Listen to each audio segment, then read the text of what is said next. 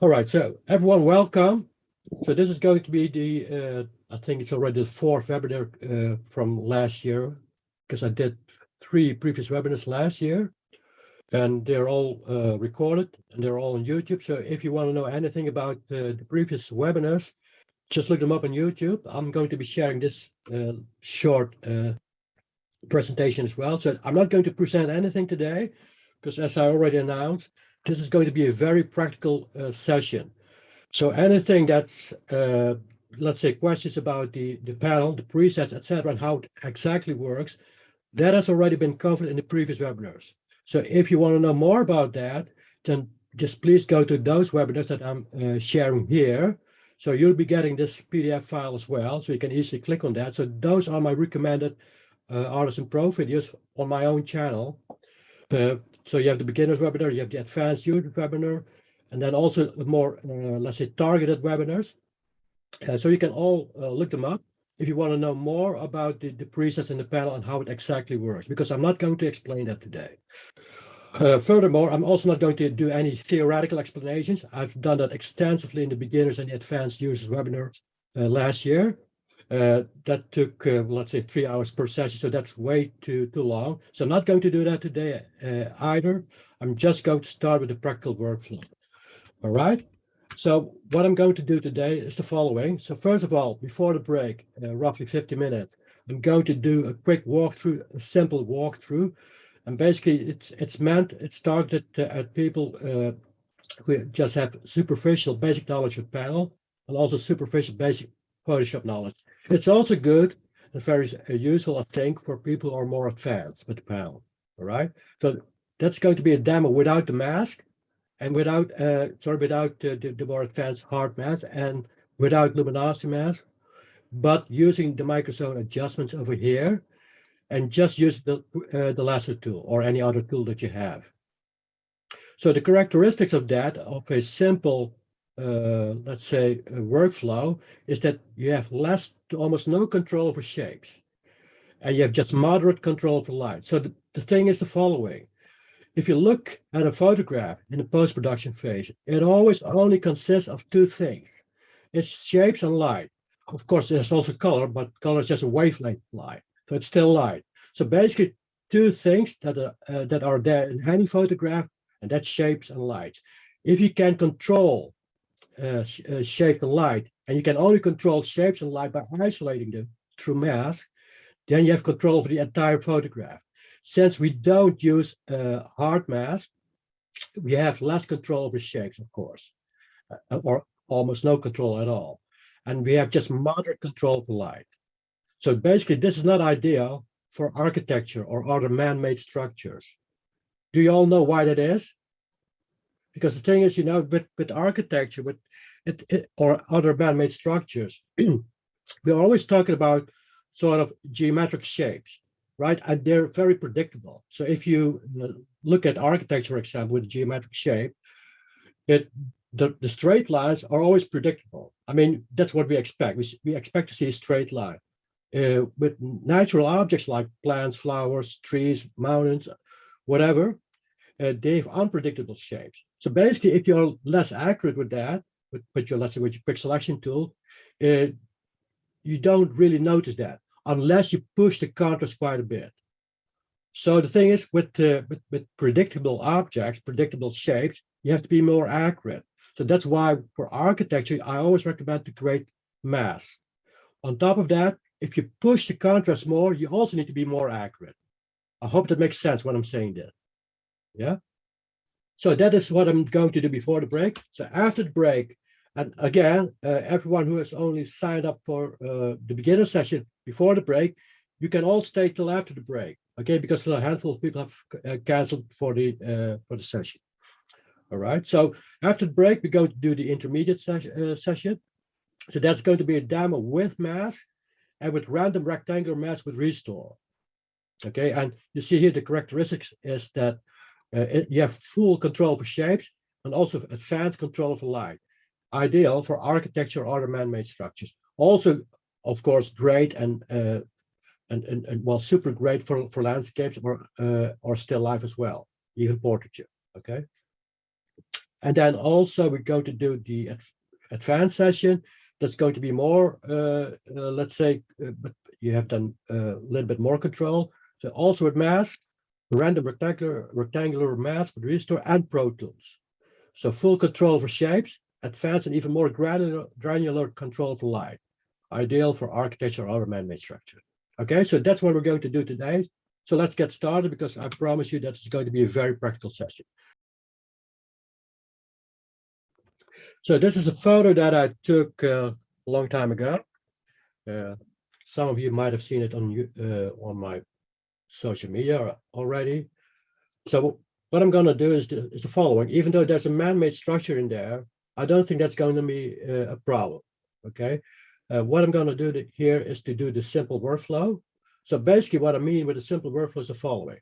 If you look at the panel over here, you see several sections. I'm going to skip the Pro Tools, of course, but obviously we have to start with black and white conversion. And I would always recommend neutral. Okay. So that's what I'm going to do first, neutral. Okay, so that's a neutral conversion. So the following step, if you don't have any hard mask, is to go to advanced adjustments or to microzone adjustments. Basically, the global adjustments are only there if you have a hard mask. So if you don't have any hard mask, you have to skip them. Well, you can still use them, but it's not going to look good, okay?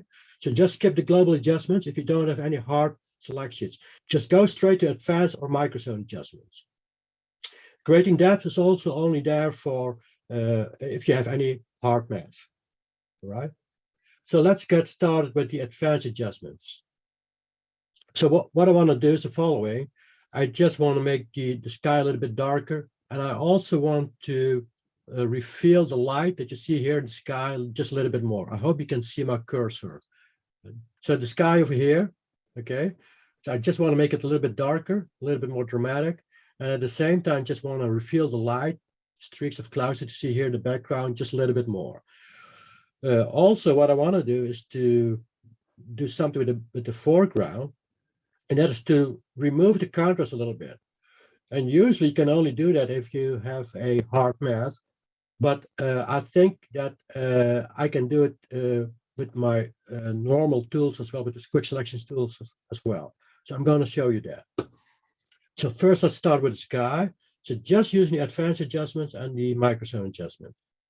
What I'm going to do first is to take my lasso tool and then say something like, okay, I want to make this a little bit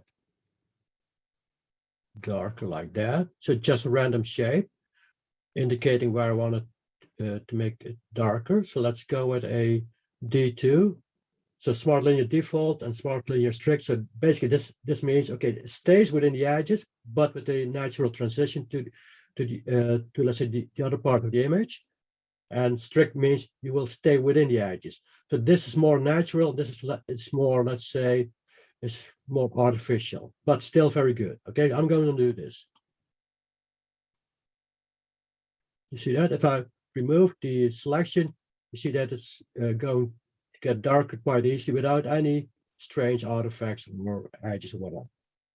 Okay, and now I want to do this here, make this darker, because you see that this is darker, that is darker, this a little bit lighter, and that looks a little bit strange. And if you know a little bit about, if you've seen my previous webinars, you know that you always have to make sure that the lightest areas are never around the edges of the frame. Okay, you want to keep the viewer inside of the frame. So meaning the lighter parts of the image should be more in, let's say, inside of the image, not so much around the edges of the frame. Okay, so what I'm going to do is to make this a little bit darker.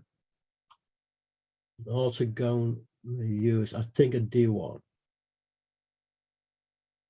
Right, so there you go. Before, after, it's a little bit darker. Maybe I can go a little bit darker. Okay, by the way, I cannot do the entire start to end workflow, of course, because that's going to take me too much time, and I don't have that much time. So what I'm going to do is to, for some images, the very simple images, I'm going to do that start to end workflow. For the more complicated images, I'm going to skip a few steps. All right, and it's just meant to give you the idea of the workflow. So, but this one is a very simple one. So I just darken the sky. All right. Now I'm going to do something with the foreground. So like I said, I want to remove the contrast there because I want people to look at this part of the image. So I have to remove the contrast here. And usually I would do that with the global adjustments, but now I can just take my lasso tool because I don't have any hard mask. I'm just going to do this. Roughly doing this, okay? And now, instead of using the global adjustments low key, for which you need to have a hard mask, I'm going to go into advanced adjustments, and you can basically use this low key. So this is meant if you don't have any hard mask, it's basically the same as this, but here it creates automatically this feathered and corrected edge. Okay, I'm going to show you. So basically you have the minus, you have the double minus, and you have the triple minus. Triple minus means, okay, it's going to be really dark, and you're going to remove a lot of contrast. So let's do that. Just try it out. You see that? And if you look here, you see that, okay, this is a little bit too dark to my taste. Okay, but I can show you. All right. So it's a little bit too dark to my taste, but I'm going to remove it. I'm going to do it again. Right. So I'm going to use the double minus. Now I just make sure that I'm a little bit over here instead of over the horizon line. So let's do that again now with double minus. Okay, I think that's much better. I hope you can see the difference.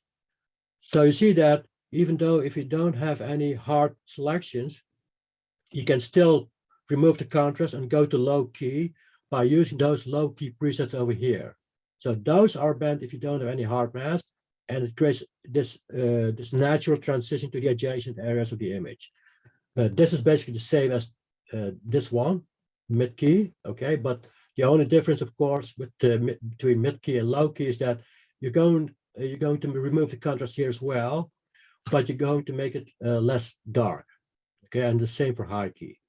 This is just the plain S-curve feature. Okay, that's nothing exciting. So basically, I use those three presets all the time. So I've removed the contrast and at the same time darken it. Again, I'm going to show you before and after. I want to make the top, the sky part a little bit darker as well because it's not dark enough to my taste. I'm just going to do that with the D1. Okay, you see how easy that is, right? Before, after, before, after. Okay, what I want to do now is to reveal some of those lights there a little bit more. Okay, so since I don't have any hard selections, and since I'm not going to use the Pro Tools with the luminosity mask that are over here, because that's something I'm going to do later on in this session, I have to do that with the microzones. So again, the microzones are more, let's say, automated version of the luminosity mask. And on top of that, it creates this automatic transition to the adjacent areas. So you have this natural feathering, natural blending in with the rest of the image. Okay. All right. So I'm gonna deselect those because the thing is, you can do two things if you use the microzones. Either you use the original color file or the absolute neutral file to create the zones, the microzones, or you're going to use this, okay? But the thing is, I prefer to use the absolute neutral file because that is going to be a little bit more accurate. Okay, so what I'm going to do is the following. I stand over here, turn those off, and I'm going to take a few samples of the lightest parts of the sky. I'm just going to zoom in a little bit and pay attention to the info box over here, okay? Because that's where the luminance values will be revealed. And again, if you don't know anything about luminance values and how they relate to the image and how they relate to the zones, just look it up on the webinars, okay? So here, I'm just going to stand over here. That's in this lighter part. It says 206 or 205, 211. So basically, it's anything above 200, right? So I'm going to go in here, go to drop down list, and you see here that this mid lights are covering anything up to 207. but I have also a few samples that are brighter than 208. So I'm going to take mid-high for now and see how that is going to work out for me. So I'm going to activate it, because what it does is basically it creates all sorts of temporary luminosity masks in the background that you need to delete later on by clicking on deactivate. Okay. So I've created them. And now I'm going to turn those on again because I want to work here. All right. So I'm going to take my lasso tool again. Then I'm saying I want this part to be a little bit lighter, but also this part of the streaks of clouds. Okay. And the reason that I want to make this lighter in a very selective way is that I want the bench to be standing out. Okay, the higher the contrast, the more you're going to be drawn to that part of the image. Because that's something that I also explained in previous webinars. We always look at the areas of the image with the highest contrast and the brightest light. Okay, if you want to know more about that, please go to the recorded webinars. So I'm going to select this part. I can easily go over the edge over here because this is not going to be covered by the microzones that I have created. So let's try the medium light at first. Okay, you see that it went a little bit lighter, right? So I can show you that before, after. I just want to make it even lighter than that. So I'm going to do strong lighten. Okay, let's have a look. So if you look here, I did 2 passes with it. So this before, and after 2 passes, I got it, right? So the bench is not affected, the foreground is not affected because I'm using the microzones. So basically they're the same as luminosity mask. Only the difference is that they're being created automatically. And on top of that, they're asymmetrical. Okay, for most people, that's a little bit of an enigma. Okay, asymmetrical versus linear luminosity mask, but I'm not going to explain that. It's also explained in previous webinars. Okay, so here, see the difference, right? I just want to make it even lighter around this area there. So I'm just going to go over here, just select this part only. Just do a strong lighten again. Right, and once again, not too many passes, because if you do too many passes, then what you're doing is that you are going to introduce artifacts, okay? So something like that. So I've done those passes over here. So in total, did 4 passes. You see this difference already, right? And yeah, all you needed to do is to just make a random selection with the lasso tool. So let's merge them down for now. But before I do that, I'm going to deactivate the microzones, the temporary luminosity masks, asymmetrical luminosity masks that are created in the background. That are those. You know, if you ask yourself, okay, what are those channels? Those are channels created by the microzone section. So I can deactivate them and you see that they are going to disappear, right? So I've done that. I'm going to merge them down till, let's say, this part over there, right? So this is before, this is after. Again, before, after. So basically, you know, I can do even more, but I just want to go to the next image. It's just a little bit clearer now how this works for now. Yep, very simple, very easy, basic workflow. Just using black and white conversions, advanced adjustments, and microzone adjustments, nothing else.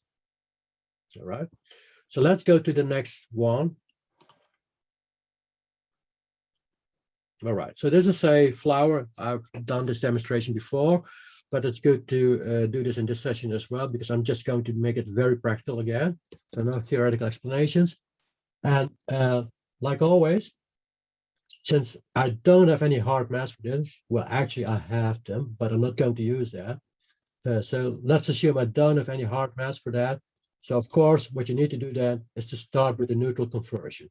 You can also start with a low key or other conversions, but I would always recommend to just start with neutral conversion. So basically, in my own personal workflow, I never use the low key, never use the high contrast, whatever. They're just there for people who like to experiment with it and who want to have a few more options, artistic options to, well, to use a sort of a reference file. But basically, I only use this one, neutral. Okay, there we go. This is a neutral conversion. So what I want to do with this is the following. So basically, if you look at the background, I don't need to do anything at all. It's already there. It's a dark black background, almost black, but there's not much that I can do or will do with the background. I just leave it like that. So basically, I want to create a little bit more of a presence in the flower, a little bit more of depth within the flower. But the thing is, I don't have any hard mask, so I cannot create depth with this section, okay, with creating depth. So I just need to do it with the lasso tool and the advanced adjustments and the microzone adjustments. So let's do that. Starting off with the advanced adjustments first. What I want to do is the following. First, because everyone who has been to my webinar before know that whenever I start working on an image, I like to remove the contrast first, right? And I basically do that with the global adjustments. But again, I don't have any hard mask here, so I have to do it with the advanced or the microzone adjustments. So I prefer to start off with lowering the contrast, because that gives me a better starting point, better creative starting point to bring back the lights, bring back the shadows and other detail. Okay, so I prefer doing that. So I'm going to do that right now, just by using the lasso tool without any hard mask. So what I'm going to do is to just roughly select the flower. Okay, you don't need to be very accurate. Let's say like this. Okay, let's see how that's going to work out. I mean, this doesn't look good, but I'm going to do this. I'm going to go to the low key. I'm using the double minus because I want to remove the contrast and see how it's going to look like. Maybe it's going to be too dark. I think it is looking pretty good. So let me see if I remove the selection, if you can see any traces of edges. But I don't think so. This before, this after, before, after, before, after. All right, so I removed the contrast a little bit. So I did use the double minus instead of the triple minus because that would be too dark. But I think it's just enough to have a better starting point for editing this flower. Okay, so what I want to do now is to increase the shadows over here and also those small details that you see there. Okay, stuff like that. I just want to create a little bit more of a contrast and detail within the flower. So, and the way that I'm going to do that is by doing this first. So first, I'm just going to roughly select the flower. Again, you don't need to be super precise. I'm just going to do this. Okay, I'm just treating this section flower first. So first of all, I'm just going to make it a little bit darker with a smart linear default. Let me try D2. Maybe that's a little too dark. I'm not sure about it. Okay, I think that this will do. Okay, if I remove the selection, you see that darkening that is quite easy. I'm just gonna zoom in. By the way, Mike, will you pay attention to the time? So let me know if how much time I have left. Okay, I'll Yeah. let you know at 1 hour. All right, that's good. So again, before, after. All right, so I'm gonna zoom in just to show you that it's all very natural, the blending. Okay, before, after, before, after. Okay, so it's a little bit darker. And I'm going to show you this too. Okay, so this is the after 2 passes. All right, so first remove the contrast and darken it a little bit, and then I darken it with the smart linear default. So now I want to be more targeted. I want to reveal the darker details just a little bit more. So for that, I have to use the microzone adjustments again. Normally in my own personal workflow, I would use the luminosity mask because I like to do it manually, but that's something for the second part of the session. So again, like I said, I prefer to create the luminosity mask, but also the microzones from the original color file or the absolute neutral layer, because the absolute neutral layer has the same kind of luminance values as the original color file, except for the colors, of course, but that has nothing to do with luminance values. Okay, so you can use the absolute neutral, and I prefer to use that because the thing is, if you would take a sample of the color file, then you see, if you look here, see different kind of values, like in this case, you see 98, 160, and the other one's 50. So then you have to take the average value of that. So it's easier to just stand over here on the neutral file, and then you see the exact luminance value. That's in this case 160, for example.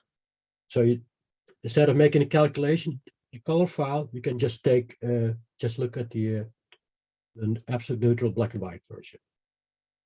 So what I want to do is to take a sample of those darker details in there, like this, and see what the value is. That's 168. 135.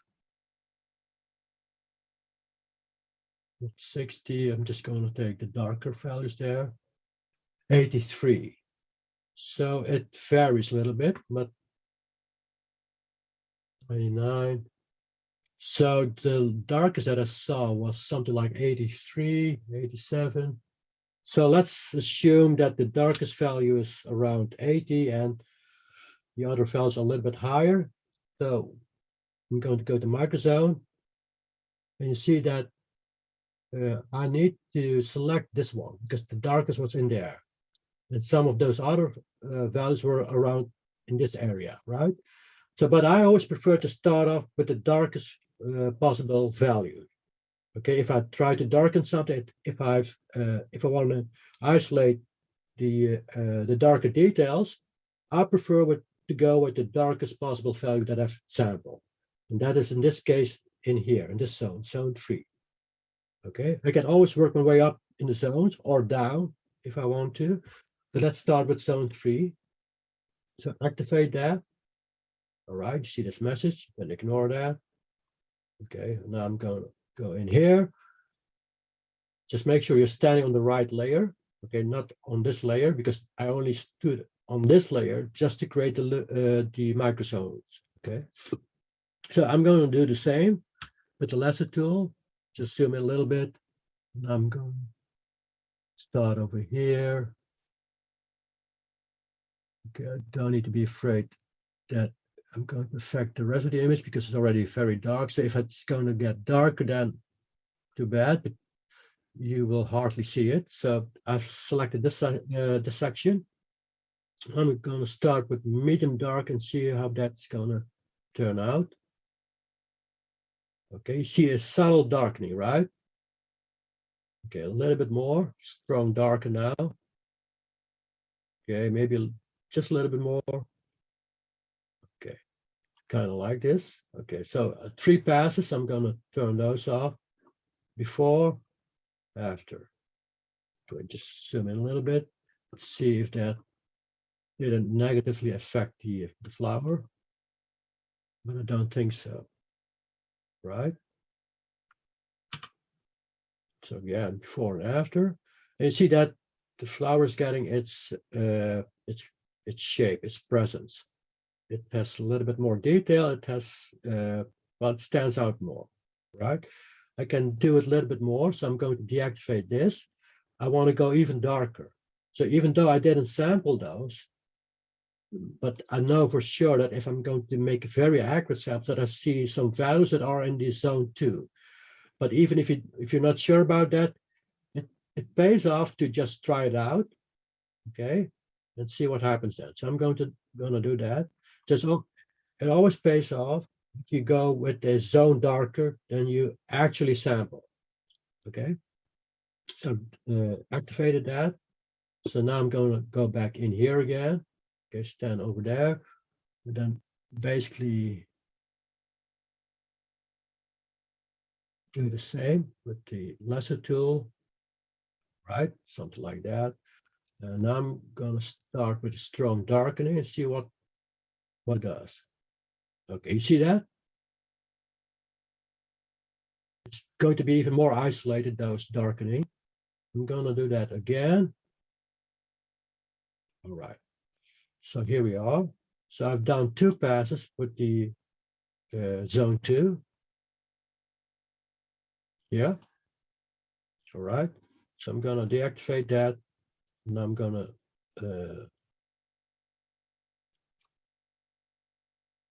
merge it down because I don't want to end up with too many layers. Right. Deselect. So this is before. This is before. So just a neutral conversion. After. So it's quite a dramatic difference, right? But and just by using a few presets with the advanced or the microscope adjustments. Now I want to increase the light there a little bit more. But the thing is, I think it's a little bit too bright. So what I'm going to do is to select this area. And then I'm going to remove the contrast again for that specific area. So that's what I'm going to do. Select it like this, roughly. All right. And then go to advanced adjustment because I cannot use the global adjustments. For that, you need to have the hard mask. And I'm trying this out. Let's say this. Maybe that's a little bit too much. Well, actually, yeah, I can work with that. Okay, so I've removed the contrast and darkened it a little bit. Okay, so what you see then is this. It looks a little bit pale, but I'm going to change that. So I've done that, remove the contrast. And I'm going to use the microzones again to refill the light. So you see there's a specific pattern in my workflow, right? I like to remove the contrast first, and then I bring back the lights, the shadows, and the details. Okay, that's a very specific pattern that I always use in all my photographs. And if you want to know more about that, again, please have a look at my recorded webinars from last year. So I want to reveal the lights there again. I'm going to do that with the microzones. So I'll take a few samples from the absolute neutral layer. Just zooming in a little bit. Let's take this sample there. That's 246. That's very bright. 233. Okay, I need to be in the lightest area, right? I mean, over here and over here. So let's start with this one, with the highlights. So in that specific area, so activate that. Okay. Go back here, stand on this layer, don't forget about that. I'm now gonna select that again. Very quick selection. Let's start with strong lighting. Okay, that may be a little bit too harsh. Let me see that. Actually, it's not too bad at all, right? I mean, before, after. You see that the details immediately emerge again, right? So again, before, it looks very flat, a little bit like it's blurred out, you know, something like that, softer. But here with the microzones, you see this. And then I bring back the details again. But now in only the areas that I'm targeting, okay? So that's why I also removed the contrast first and then darkened it, and then brought back the details and the lighter areas using the microzones. Let me do that again for medium lighten. Okay, that may be a little bit too much because now you see here, strong transition. And that's because this is really dark. So maybe that's a little bit too much. I'm just gonna remove that. Okay. I thought I removed that, but there we go. So maybe it's better to go with zone 9 now to make it a little bit lighter there. So I'm gonna deactivate that. Okay, because we already sampled a few values and we already seen that some of them are in zone 10 and some of them are in zone 9. So now I'm gonna create zone 9 microzones, activate. Right. Turn them on again.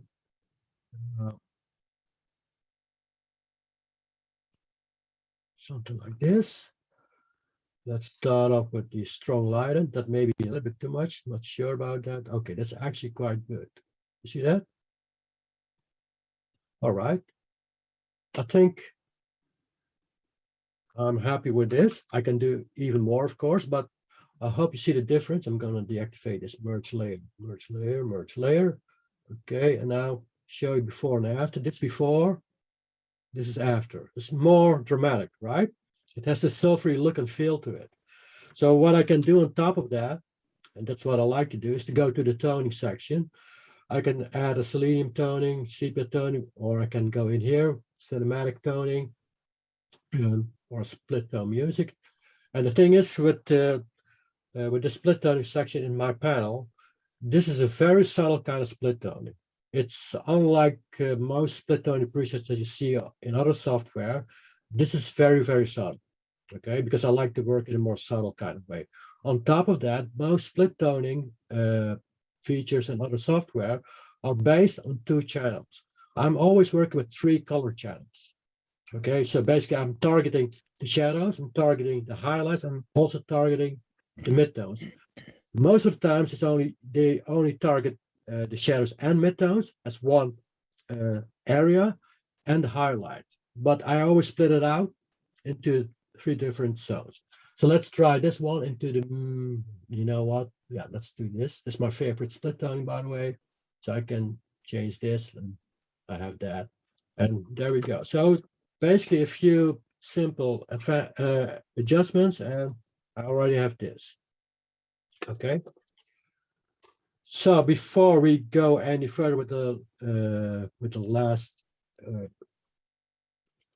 in this simple section, yeah, section that is session. Okay, I'm using the words all the time. Any questions for now? Go ahead and unmute yourself if you have a question. This is a very simple, let's say, workflow for everyone who doesn't have any hard mask, who is not so very familiar with the panel, who is not so very familiar with Photoshop.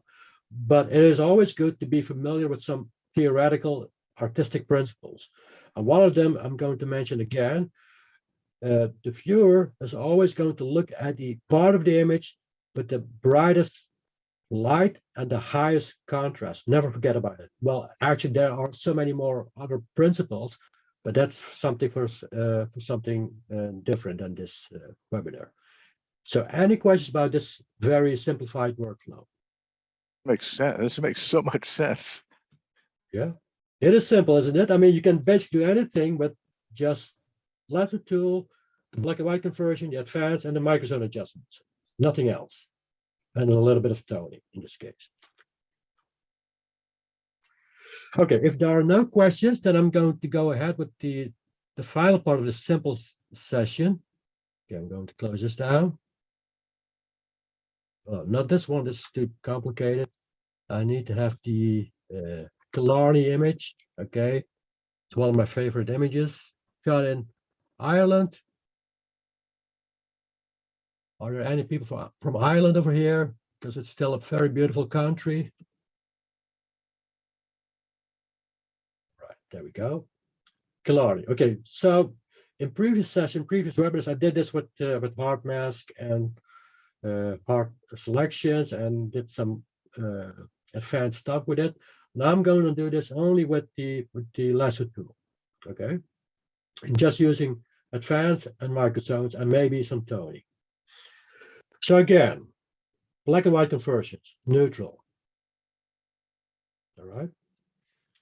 So looking at the image, what I want to do with this is to darken the sky, make it a little bit more dramatic, especially around the edges. It needs to be darkened because you always want to have the edges of your frame darkened, not part of the lighter areas, because then the eyes of the viewer are going to go out of the frame. Okay, that's one of the reasons that people in the analog darkroom also burn down the edges. Okay, just to make sure that that the viewer is going to look more to the center of the image. Well, at least to the parts of the image with the most important objects in it. And you shouldn't be looking at the edge of your frame. Okay, so that's what I'm gonna do first, and then I'm also going to reveal some highlights in the sky. I'm also doing something with the foreground, because here is a lot of detail. It distracts me a little bit, and as you know, my artistic preference, I like to have it very simple, very minimalistic, not too many distracting details, only details around the most important part of the image. For me, the most important part of the image is basically this section, okay, the center. So let's get started. So I want to darken the sky, but you know my preference. I like to remove the contrast first, okay? So that's what I'm gonna do. Let's go. Okay, something's happening with my Photoshop. Minute. Okay. I removed the neutral layer. There we go. So I want to remove the contrast in sky first. And again, I don't have any hard mask. So I cannot use the global adjustments. I have to do it with my lasso tool. So that's what I'm going to do. Starting over here, just roughly selecting the sky. You don't have to be super accurate. Right. And then, okay, I forgot this part there. Okay. I'm just going to add that with this. Okay, your rectangle marquee tool. Okay, now I'm sure that I've also covered the top part. Okay, so you saw me using the rectangle marquee tool set to adding. Okay, so it's going to add that part to the sky. So now I've covered the entire sky. Okay, loosely selecting the edge of the horizon and the mountain line. Okay, like this. So again, you cannot go in here, do this, but you have to go in here. This is meant for if you don't have any hard mask. Let me start with the triple minus. So it's going to be darker quite a bit, and also the contrast will be removed quite a bit. So triple minus. Maybe it's too much, I'm not sure about that. Okay, this, let me see, deselect. You see that, a minute. I think some of the edges are a little bit too dramatic over here, right? Or no, actually looking quite good. So here, okay, I went from here to there with just that preset. Okay, so I darken it and I remove the contrast a little bit. Okay, now I can darken it even more, but now not using the low key presets, but just, okay, hold a minute. I have to get this, my lasso tool. Now I'm staying a little bit higher up there. Now just the advanced adjustments with, let me try D1. Okay. Yeah. Now this, you see that the left hand side of the sky is a little bit lighter than the right hand side. So I'm going to select this. All right. Now let me try the D2. Now it's a little bit too much to my taste. So I'm going to undo that step. Just D1 should be enough. Okay. It's still lighter than the right hand side. So maybe the solution would be to select it again. Now stay in here and then see what I can do with this with low key.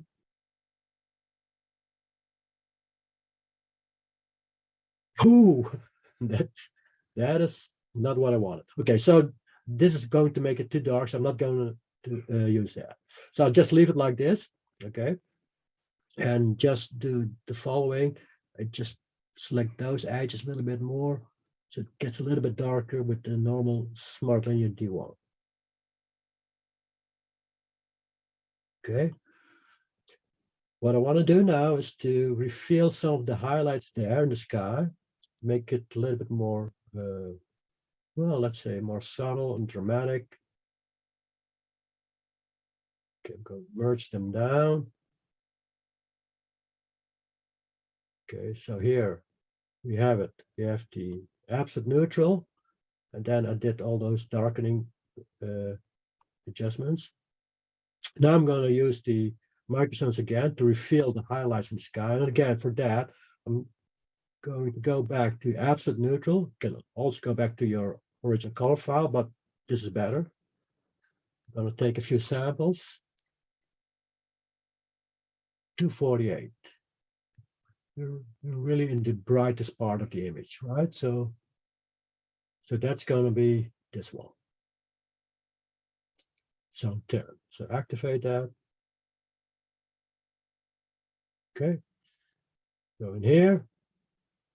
All right. Now I'm selecting the part of the sky that I want to reveal the clouds, the brighter clouds again. So I'm going to start here. Let's say do this. Right. All right. So let's go with the medium lighten.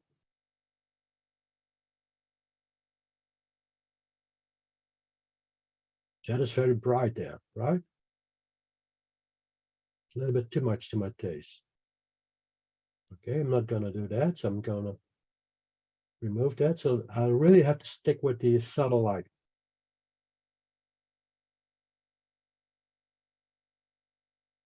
All right, so that's still a little bit too dramatic, but you can see that if you like that, it's still very accurate. Okay, I didn't add highlights that weren't there. Okay, this was already lighter.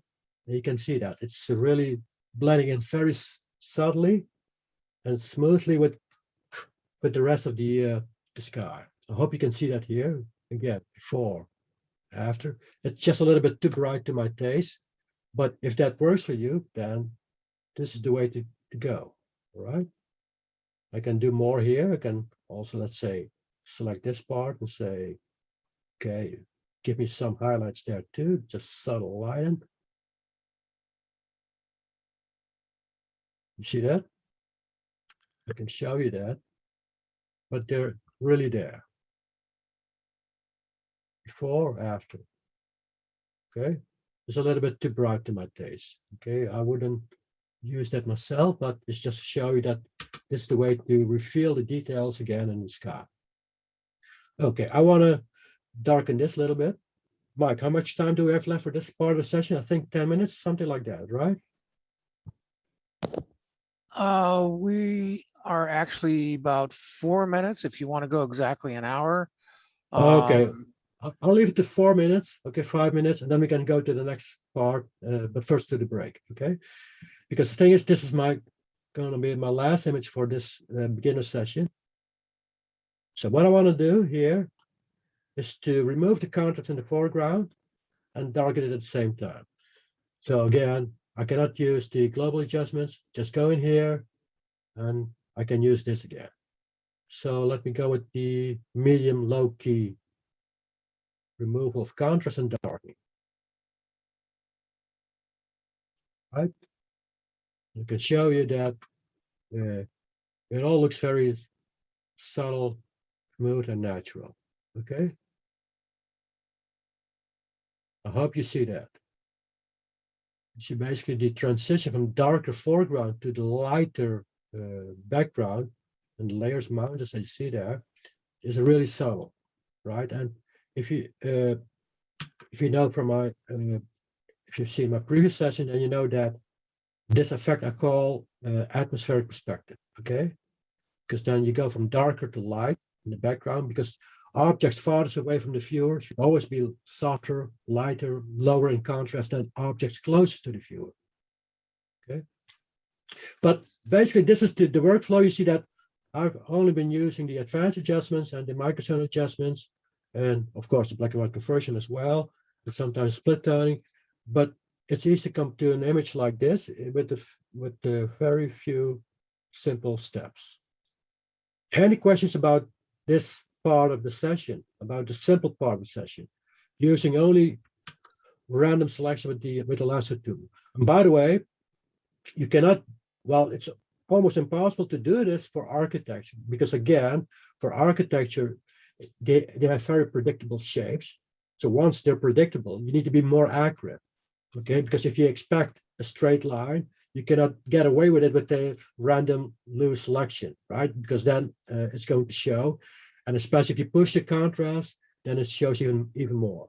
So this is not the recommended workflow for architecture. That's also one of the reasons that so many people who are working on architecture will need so much more time to come up with a good image, because it's actually more complicated than landscape or still life, because you have to create all those accurate selections.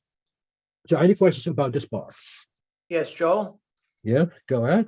Do you recommend always when you've made some changes, you've darkened, you've lightened whatever in the sky, in the foreground, do you recommend that when you go in to do the microzones and you're checking your values, do you recommend going back to the neutral layer to look at Yes. the actual values that you began with? Yeah, you can also do that, but let's say you can also create the microzones off of this layer. Let's say the adjusted layer, but it's not going to be that accurate anymore. Okay. But you can still do that, but you will see that since you've done those heavy adjustments already, it's going to create more artifacts. Okay, because you're working with, let's say, not the original image information. So you've already, well, refined it, or maybe you just screwed it up, you know, whatever you've done. But I always recommend going with the absolute neutral layer or the original color layer, because that's more accurate information. Okay, thank you. Yeah. Yeah, I've got a quick question. Thanks, Joel. So in the advanced adjustments, Yeah. you always start with a local contrast decrease. Specifically, Yes. in the examples you gave, you always use low key, Yeah. and then you move on to maybe using a smart linear default, a D1, I think, D2. Yeah. So D1 or D2. Yeah. what's the key difference between those two steps? Because they both appear on the screen to just darken the area that you've selected. Is there some subtle difference between Yes. the local contrast and the smart linear? There's absolutely a difference, yeah. Because the thing is, if you just darken it, you know, then basically you darken everything in a very linear kind of way. Okay, meaning every luminance value, every pixel is going to be darkened the same kind of way. If you use the low key, so lowering the contrast, you're basically cutting off the highlights and then darkening. That's a very important difference. Right. Right? Okay. Yep. Got it. Yeah. So basically, if you use this, let's say you're going to use this one, the double minus low key, instead of, let's say, D1. This, well, they appear to be equally dark, but there are fewer highlights with the low key, with the contrast, with the local contrast adjustments. Okay, you're Yep. really going to cut it off, the highlight. Got it. That's basically the goal of that that preset. So Okay, the darkening effect using low key is greater on the highlights than it is on the shadows. absolutely, yeah. Got it. Thanks, Joel. Yep. All right. Any more questions? No? Can you show us a before and after again for this image? Oh, yeah, sure. I just worked on it to just a few minutes. Okay. It's not very perfect, but it's just to show you the workflow before, after. Right? It's very simple. Yeah.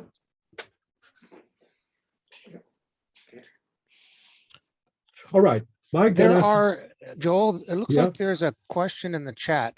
Chester says, after you create a layer, do you ever use a regular mask for some additional finishing touches? And a second question, what about adjusting opacity? Okay, so I never use the opacity slider. You're referring to this opacity layer, setting, right? I never Yes. use that because the thing is, you have so much control over the image with the presets only that I really don't need to use that. Okay, the only the only time that I would use that, the opacity slider, is when I'm using special effects in creating depth in here. So basically, if I go in here, you have the special effects there. Okay, and for that, I would use the opacity slider, but that's something completely different. Okay, and What was the other question about the mask? Oh, if you use a regular mask on a layer, just for some, finishing touches along an edge or something, do you ever use that?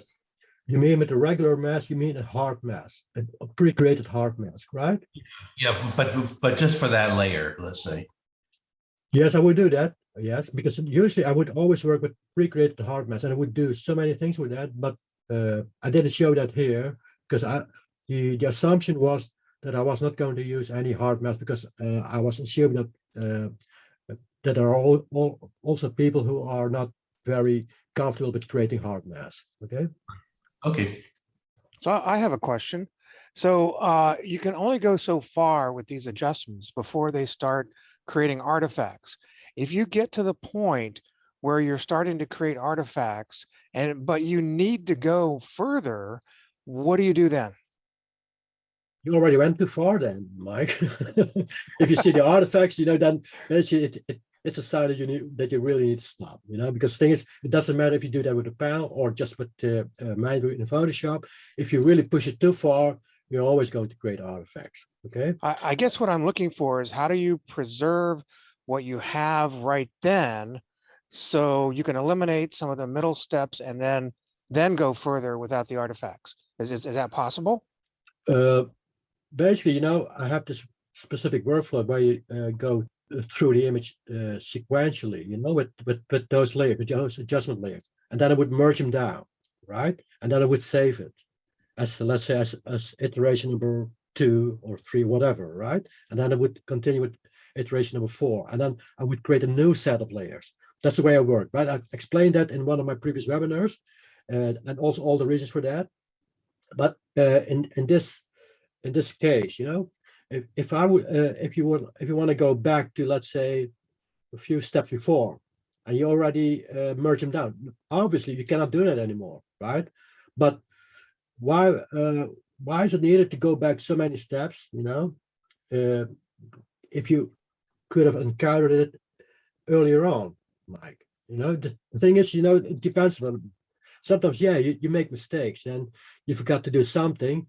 And then, it depends on what you have to change or to adjust then. But then you have to go to one of the previous iterations, and then you can try to change that. It depends a little bit. Is that Okay, yeah. Are there any more questions? Jorge? Sure. Good morning, everybody, or good evening. Hello, Joel. Thank you for the opportunity. So, Joel, my question is slightly different from Chester. And in fact, I don't know if this is what he meant, but I don't think I've ever seen you use a regular layer mask. never do this? Yeah. You never use them. Why, Joel? Oh, actually, that is something there's a long story behind it. I mean, a lot of people think that my workflow is destructive versus the non-destructive traditional workflow that is being propagated for most Photoshop users. I have very specific reasons to not use that kind of traditional workflow. And it's not because I think that's inferior to my workflow, but it's also not correct to think my workflow is destructive. I've explained in some of my previous webinars, but also on my website, why this workflow is not destructive. It actually has nothing to do with being destructive. It's just a different kind of workflow. And the reason for that is that I need so many subtle, small changes that I can never do that if I work with a traditional workflow with all the adjustment layers, because then I would end up with a file that consists of a few hundred adjustment layers. You cannot work with that. Okay, so that's why I break it up in iterations. I save a file as a specific iteration, and then I start from there again. But let me explain, Joel. For example, on this image, the adjustment that you made to the clouds, you use a slight brightening of the microzone, and even that, you said it's a little bit still too much to my taste. If you were to add a layer mask to that layer and just with a black brush at a very low opacity, you I could know what you go mean. over the clouds, and then maybe that's just all you need to make it really what you want. Yeah, I could have done that, but I didn't do that. Because Alright. I'm explaining the panel view. The thing is, this is just a very quick workflow, okay? And it's not perfect, okay? It's not the kind of image that I would have created if I had the time for that. And there are many ways to get to the same destination. The one that you mentioned there is of course a very, very good one, but I wouldn't do that. I would have approached this image entirely differently. All right, thank you, Yeah. Joel. All right. All right, Mike, I would suggest that we take a short break and then we continue with the intermediate and advanced session. All right. Okay, we're going to take a 10-minute break. Please pause the recording. All right, so after the break, I'm going to do the intermediate session and the advanced session. So right now I'm going to start with the intermediate. So this is going to be a demo with pre-created mask, hard mask, also using random rectangular mask with restore. Okay, and and like I said here, it's ideal for architecture or other man-made structures. Characteristics, again, I'm going to repeat that. You're going to have full control over shapes, and you're going to have advanced control over light. So much more than without hard mask. All right, let's get started with the first example. So doubt if I start with this one or with that one. Let's get started with the simple one first, and then I'm going to switch over to the more advanced bridge. Everyone can see my Photoshop screen again. Yes. Yeah. All right. So this is a photo of a pair of trees. I've already created the mask. I'm not going to explain that here because that's an entirely different session. And by the way, if you want to know how I create masks in an entirely different way than most people would do that. First of all, of course, I'm also using the pen tool, but for amorphous natural objects like this, with leaves and stuff like that, you cannot use a pen tool. So I use my advanced masking technique for that. If you want to know more about that, you can look on my website. There's this advanced masking video that takes up 5 hours. Okay, so I'm not going to talk about that. I've already created the mask. You can find them under channels. Right, so I can use those to have even more control, like I already said. So what I'm going to start with is, of course, with black and white conversion. I'm going to use the neutral. Right, and now, since I have all those pre-created hard masks, I can also do the following. So now I'm going to go ahead with the global adjustments. I can also use advanced or microzone adjustments, but I prefer to skip them. Okay, maybe I'm going to use the microzone adjustments later on, but I can now skip the advanced adjustments because now I have also creating depth. Because for that, if you want to use that, you need to have the hard mask. So I prefer to use this one because it gives you more control over the dark light or light dark transitions. So, and basically, if you do this in a very subtle way, in a very targeted way, then you can create depth. That's why it's called creating depth. Because the thing is, depth is being perceived by way of dark light and light dark transitions. That's the only way that we can perceive depth, by looking at the transition from dark to light or light to dark. So black and white conversions are already done that. Then I go to global adjustments. Then I'm going to go to creating depth, and then I might use microzone or advanced adjustments. But these are now optional, okay, because you have better tools at your disposal, and they are over here in creating depth. All right, so let's get started with the global adjustments. And the reason that I'm starting with the global adjustments is because I like to remove the contrast first in ground and figure. So for all those of you who don't know what ground and figure is, ground is, let's say, everything that's not your figure, that's obvious, but figure is the most important object in your frame. So in this case, my figure are those two trees over here, okay? So this is my figure, and as everything needs to be directed at that figure. So people need to be looking at in this case, at my trees, and not so much at the distracting background. So what I always like to do is to remove the contrast in the ground, meaning my background in this case. Also darken it, and then create presence in my figure and make it stand out a little bit more. Okay, so I'm gonna load the background selection first. And that is, I think it was number 1. Yeah, so you see now my background has been selected. I can turn on this. So you see that everything has been selected except for the trees, but also those have been selected, the ferns. What I want to do is to get rid of that because the ferns shouldn't be selected. So what I'm going to do is to just grab my marquee tool there, set it to subtract, then just subtract this part out of it like this. So now they're not selected anymore. Just my background is selected, or my ground. Because a ground can be a background, can be a foreground, can be a sky. Okay, that's the ground. And it's something that I took from Mark Getline from his book Living with Art. Okay, it's not something that I made up. It's a way of analyzing images. So this is the ground. I've selected that. So now I'm going to go to low key, remove the contrast, set the intensity to 100%. So you see it's already getting darker, right? It's getting darker and the contrast has been removed. I'm going to do that again.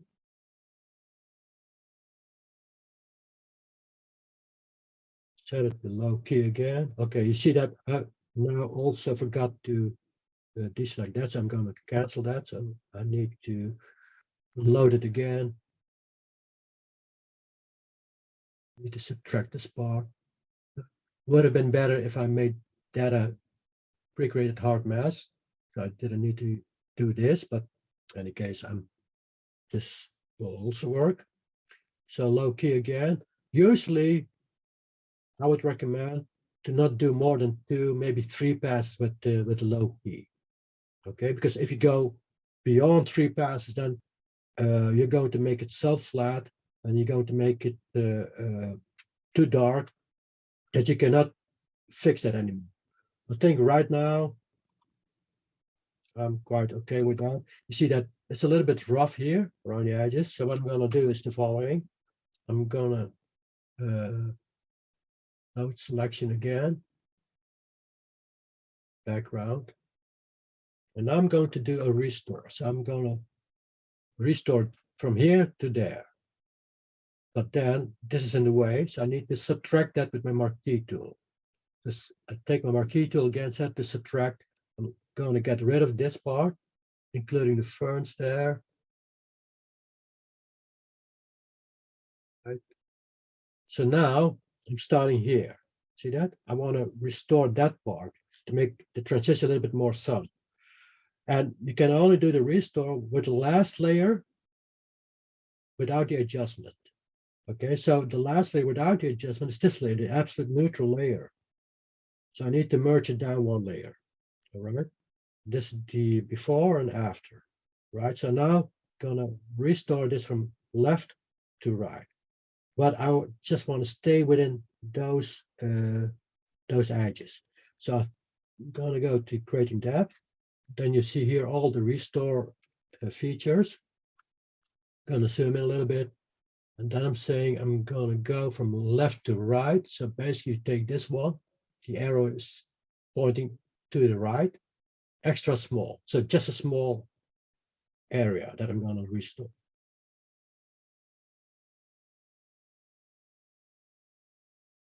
Okay, it's really slow. Let me see. This is, go a minute. I need to go back here.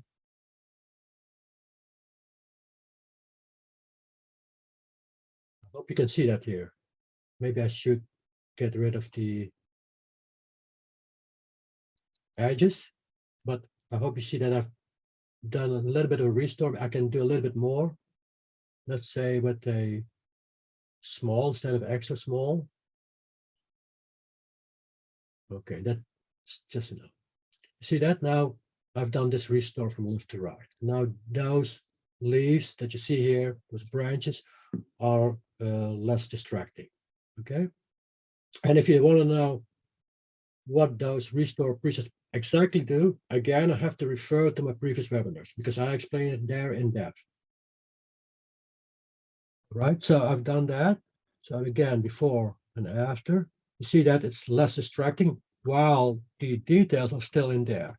You can still see subtle hints of those trees and branches in the background, in the bushes there. I hope you can see that too on your screen. And the same for this part of the image. You can still see that. Okay, so I work with two global adjustment passes with the low key. I very rarely go beyond 2 passes because then it's going to destruct too many pixels there. And it's going to look too flat. So I'm not going to do that. Okay, so now I've taken care of the background or the ground. Well, I want to do something with the trees. Well, I always like to remove the contrast in the trees as well. So I'm going to go to, what was it, to, what was that tree? I'm going to use tree. It's this middle tree. I'm not sure if I also selected the first. They're not selected, so that's good. So I'm going to remove the contrast in the tree first and darken it just a little bit. And then I bring back the light, the shadows, and the details, because that is a much easier way to control your objects, to remove the contrast first, and then go back to the lighter version of it by bringing back the light and the shadow details selectively. Okay. So I'm going to darken it first with low key as well. And let's see what happens if I do that. Okay, go all the way to 100%, apply. So before, after. Before, after. I can do the same for the tree here, but I'm just going to focus on this one first. So what I want to do right now is to bring back some of those highlights in here. So also to reveal details, and at the same time also darken the shadow areas in those details as well. So the end result will be that the contrast will be higher and you will see the details better. I hope that makes sense. So let's start with the darkening of the darker details in this part of the tree first. So since I'm not going to use the Pro Tools yet, because that's for the last part of the session, and for that, if you use the Pro Tools, you need to have a little bit more knowledge about luminosity mass and how to evaluate them. I'm not going to do that right now, but in the next part of the session. So for now, I'm just going to go with the microzones again. And again, I'm going to go back to absolute neutral. Okay. And I'm going to take a few samples.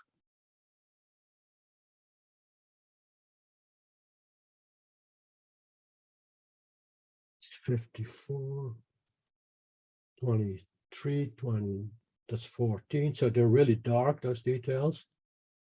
Okay, that is zone 0. So, well, you know, but yes, I can do that. And then I'm also going to do the same with zone 1, because I know that there are some other details that are a little bit higher up in the zones. So in zone 1, so I'm going to start with zone 0, and then I'm going to activate zone 1, and then darken those details. So first zone 0. All right, go back here, stand on that layer, load the tree selection again. That was number 3. Yeah. Okay, and now I'm gonna darken it, start with the medium darken first.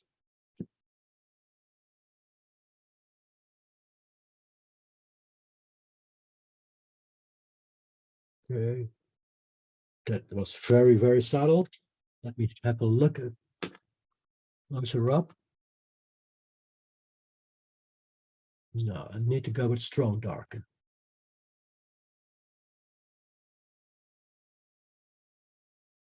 So 2 passes.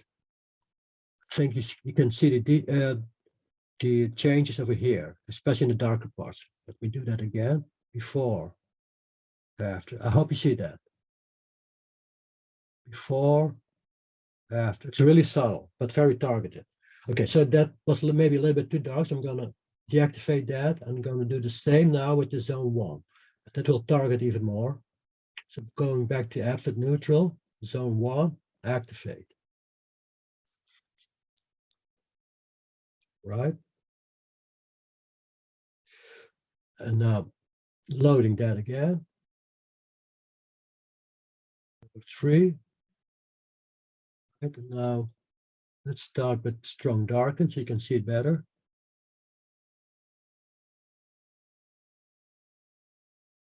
Okay. See that? Before, after. It's quite a difference, right? So let me zoom out. Before, after. Yeah, maybe it's a little bit too much. Let me see that. Just before. So after 3 passes, those passes were with the zone 0. This was zone 1. Before, after. Okay, it's actually good enough. So I'm gonna use that, and let me see if I also affected the darker tones in there, but I'm not sure about that. Let me see that. Not so much here, but more here. For this, I need to target zone 2, I guess. So let me try do that as well. All right. Let me see if those are more in zone 61, 46. Let me try that. Okay, let me try the next adjacent zone. That is this one. Zone 2.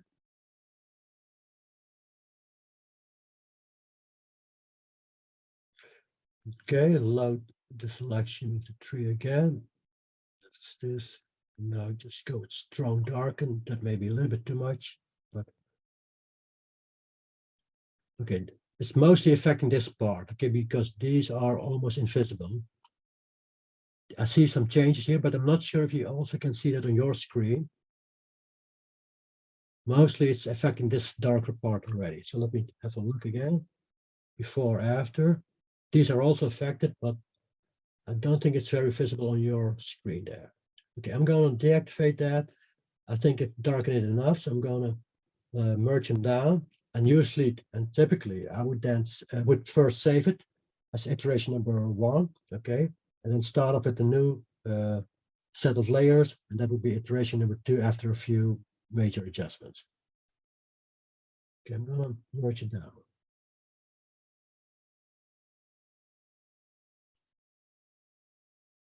All right, so before, after, again, before, after. You can see quite a difference, right? I mean, this looks like a normal situation.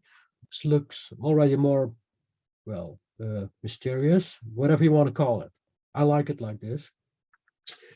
I'm now going to bring back some of the lighter details. So that's what I'm going to do. So I'll take a few samples again. Let me see.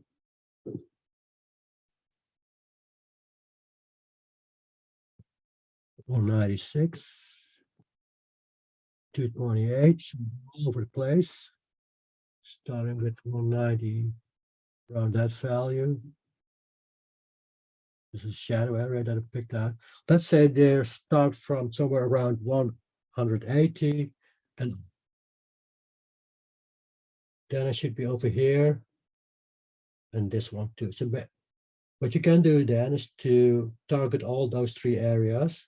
Okay, if you do this, it will target more, because I think most of the tones are in here, and these are more selective, I believe. But let's start here. Zone 8, activated. And on. Again, load that selection. Number 3.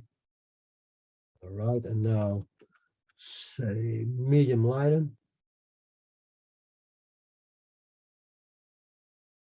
Yeah, you can already see the immediate difference of before, after. And since it's working with asymmetrical luminosity bands, or in this case, so as I call it, microzones, it will only target the lighter areas. It won't target the darker tones in the tree.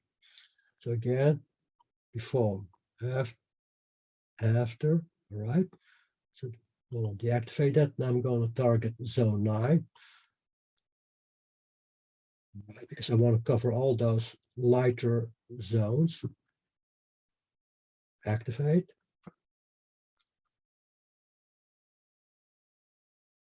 All right. So, sorry, that is number 3. And now let's go with medium light and again for zone 9. Yeah, that's going even lighter. See that before, after, oops. Before and after. Okay, and just the other before and after. Okay, and I'm gonna deactivate that too. And I'm gonna do the same, but now for zone 10. So I've covered all the lighter areas. Zone 10, activate. Oh, you see that? I forgot to stand on here. That was the wrong one. Over here, activate. Okay. Load selection. I'll do the same with medium lighting. Okay, you see that? Some of those details came back. I can also try strong lighting, see what happens there. Oh, yeah. Maybe a little bit too much, but I hope you can see the difference. So let me start here after doing all the lighting adjustments. Before, after. Before, after. You can also see that the details become much more prominent right now, right? Because the thing is, everything that's perceived as being sharp means actually that that specific part of the image has a higher contrast, okay? Because the thing is, sharpness being perceived is something that has a very high local contrast. So the higher the contrast in a very specific area, the sharper it will look like, okay? So it will be perceived as much sharper. So if I do this, 1 minute, before, total before and after, now this, and now also this, before and after, so this is after the darkening, and then I added the lights, and you see this. Let me see, I want to do something with the ferns, but I want to go to the next image actually. Any questions for now? So now I've used the black and white conversion. I've used the global adjustments. I didn't use the advanced adjustments. I went straight to the creating depth. I didn't use creating depth in this case. I could use that too, but I went straight to the microstyles. Any questions about? Chester had a question. Is there a way to see and save the activated micro zone adjustment masks? Yeah, you can see that. Yeah, I will show you. So for example, if I do this, I stand on here on absolute neutral, and I would, let's say, create the zone 10 mask. Activate. Okay. So now in the background, the microzones or luminosity masks are created, and they are here. See that? So that's also one of the reasons that you need to create, that you need to click on deactivate after you're done, because then they will be removed. Does that answer your question, Chester? Yes. Thank you. Any more questions?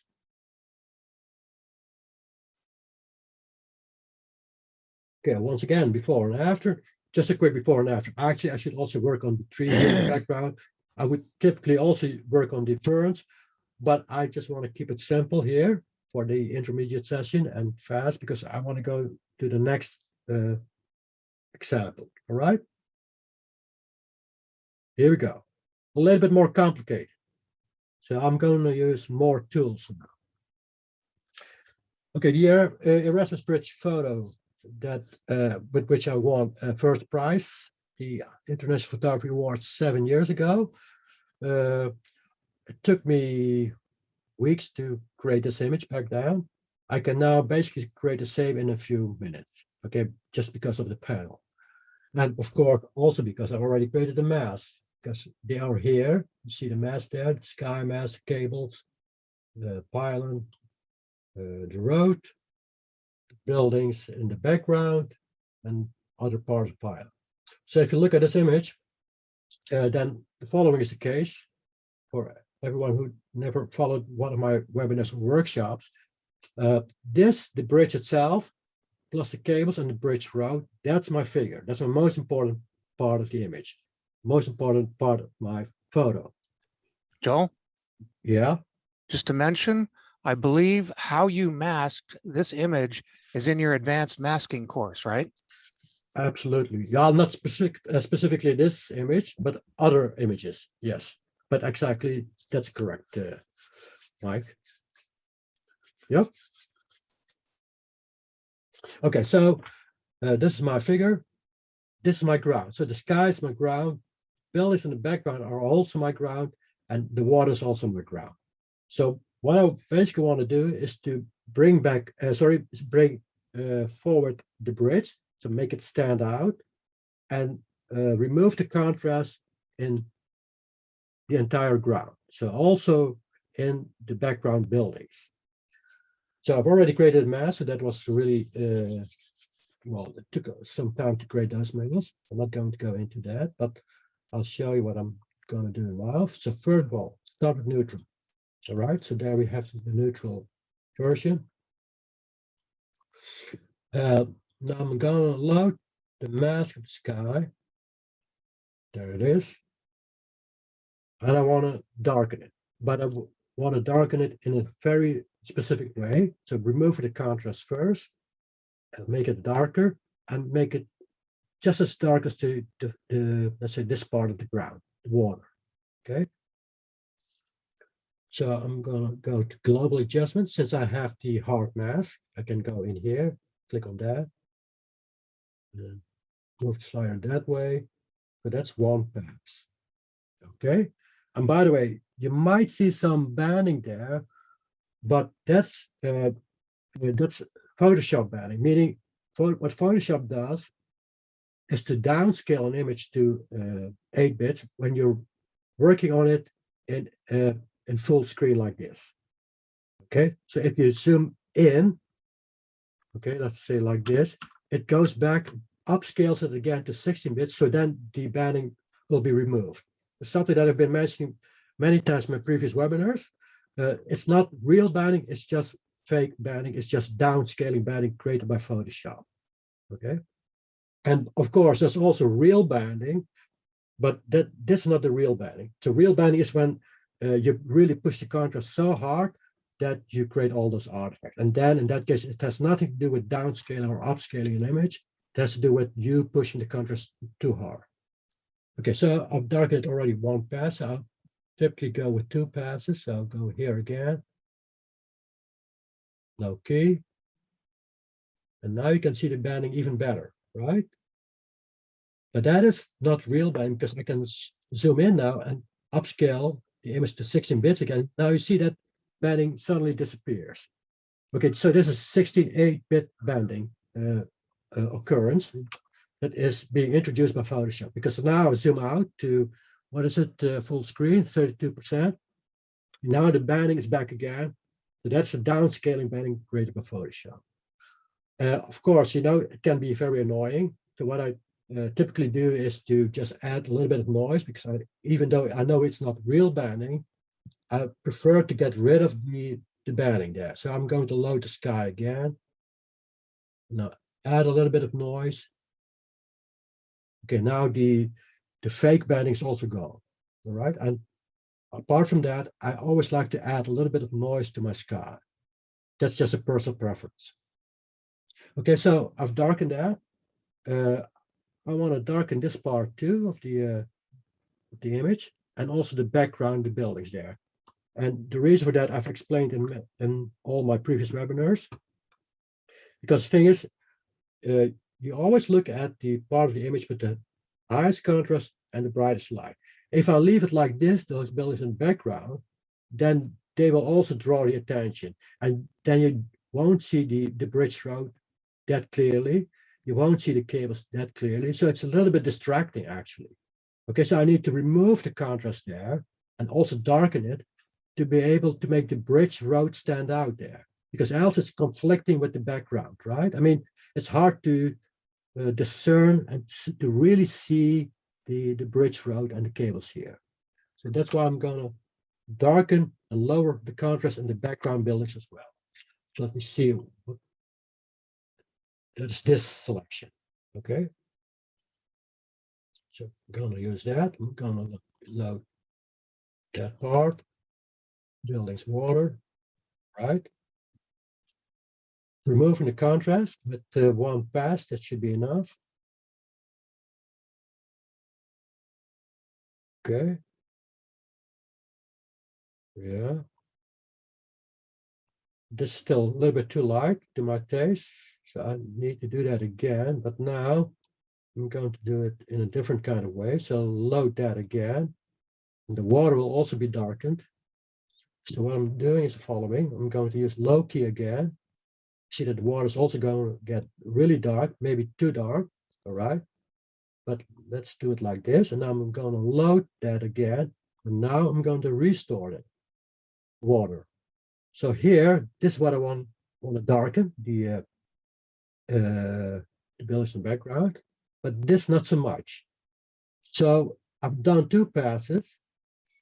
After the first pass, I was okay with the water, right? Low key. So I'm gonna restore this, the water, with this layer, instead of with what I usually say, that you always have to restore with the layer without the adjustments. But if I do that with this one, then the water is still light. So I'm gonna restore with this layer. Okay, so this layer is already on the right, on top of the right layer. So now I can perform the restore from bottom to top, go to creating depth, and let's go with the small from bottom to top. So you see this small arrow there. See that? Before, after. I can do it again. Okay, this is enough. Oh, sorry, that was not good. I stood on the wrong layer.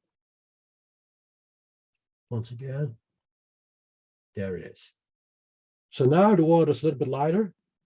If you compare it with the previous layer, see that the water is now basically the same as the previous pass. Apart from here, that's okay. So the buildings in the background have gone darker now. Okay, so here again, if I turn those off, before, after, you can see the difference. Right now, the bridge road is standing out, also the cables, right? Okay, I can make it even darker there in the background. So that's what I'm gonna do. I'm gonna load the buildings in the background again. There. And now what I'm going to do is to grab my marquee tool, set it to subtract. Now I'm gonna subtract this part because I don't want water to be affected. So what I want to do right now is to go from dark to light to the top. Okay, or maybe also from dark to light from top to bottom with my creating depth tool. That will, of course, since this is an artificial hard edge, will create an edge, but that I can restore. So that's why I leave a little bit of room here, so I have some room to restore. Yeah. Okay, so, but before you do that, make sure that this temporary hard mask will be saved. So select, save selection, call it temp 1. All right, so make sure that you get rid of that later on. But now I'll call it temp 1. So what I want to do right now is to darken those buildings in the background even more, but actually only those buildings, not so much this part, because that's already dark enough. That's already dark enough. And also now the water, that's already dark enough. Just this part of the image. Okay, so that's what I'm going to do. That's with top to bottom. So I'm going to use the darks, large, from top to bottom. Let's go with the 1. Okay, now also from bottom to top. So 2 passes, also the 1. All right, let's have a look. Deselect, so 2 passes, before, after, right? Okay, you see the edge there? I'm gonna fix that right now. But just to have a look at the builds in the background and how they affect the bridge in the foreground. Okay, so here, darker, decontrasted, bridge is standing out. Here as well, but not so much as with this latest pass. Okay, I'm now gonna fix this here. So I have to merge it down one layer because I want to fix it. I want to restore it with the last layer without the adjustment. And that is not this layer, but that is this layer. So I need to merge it down one layer. Okay, merge layer. There it is. I've merged it down one layer. This is the layer with which I want to restore it. So the layer that needs to be restored always needs to be on top of the last layer without the adjustment, or in some exceptions, and the last layer that you want to restore it with. And that doesn't always have to be the last layer without the adjustment. I've shown you that before in the previous example, right? Okay, so I'm going to restart with this. So just go in here. Just going to go with a, I'm going to go with a smooth. Okay, that's enough. And you'll see that the edge is now gone, right? So this before, this is after. Just look at the builds in background. Okay. What can I do more? Go merge it down a little bit. See? So before, just watch the bridge. Again, on the bridge road especially, you see that here it doesn't stand out. Now it becomes much more prominent. Okay, I'm going to work on the cables now because that's quite interesting. So there are several ways to work on a cable.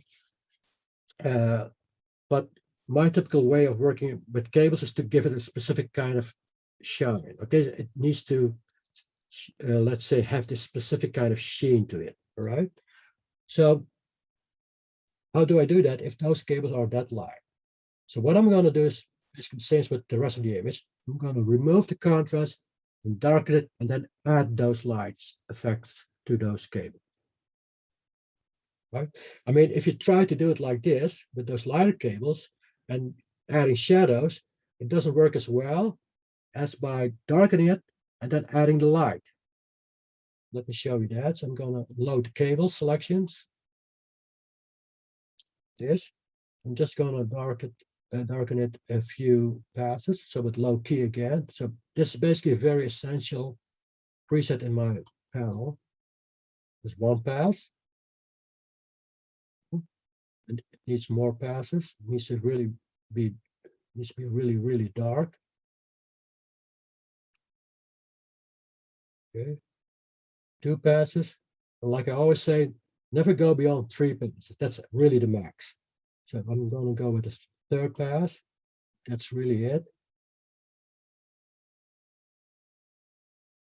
Okay, now it's getting really dark, right? It's almost blank. So 3 passes. Here to here. Okay. One will show you why I'm doing that. Okay.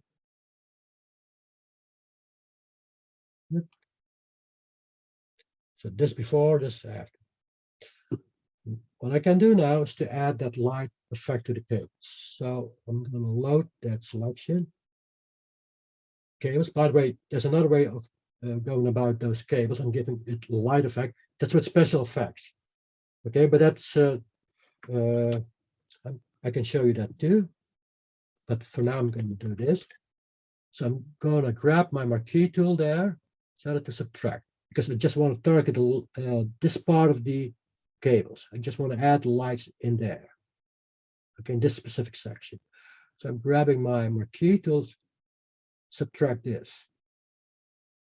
Subtract that. I just want to give it some light over here.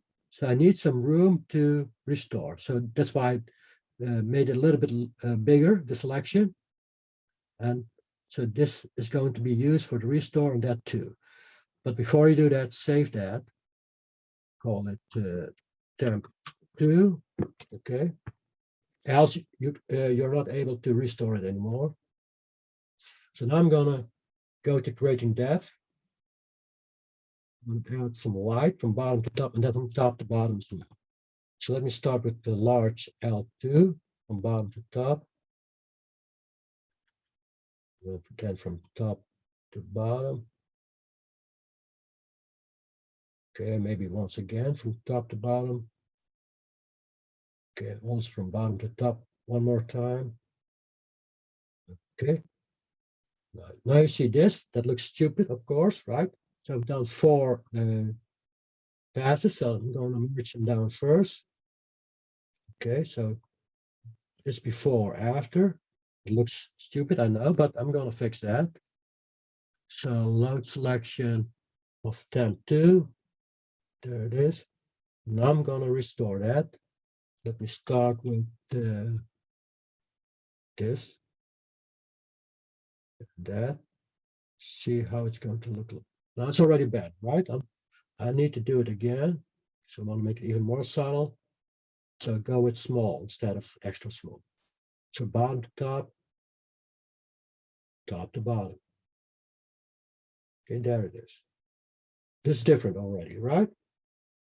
Okay, this is one way of creating those light effects. Another way is a little bit more complicated because then you need to know a little bit more about creating that. But that's with special effects. But in that case, if you use this, you basically don't need to create selections of the cables. What you do then, I'm just going to make it very short, this one. Just one simple example, because I've explained this many times in my previous webinars, so please have a look at those.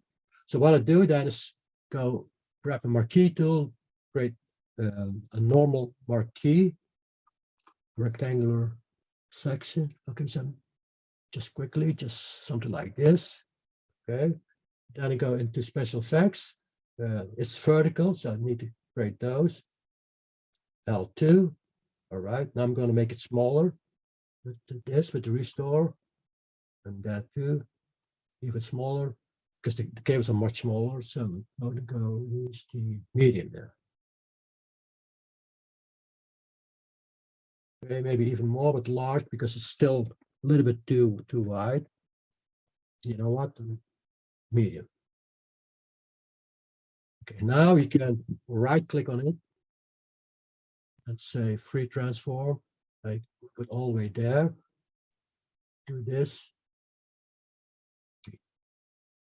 Take some time before have the right angle. Okay, you can go in here. Okay, still a little bit too wide, that light effect. You see that?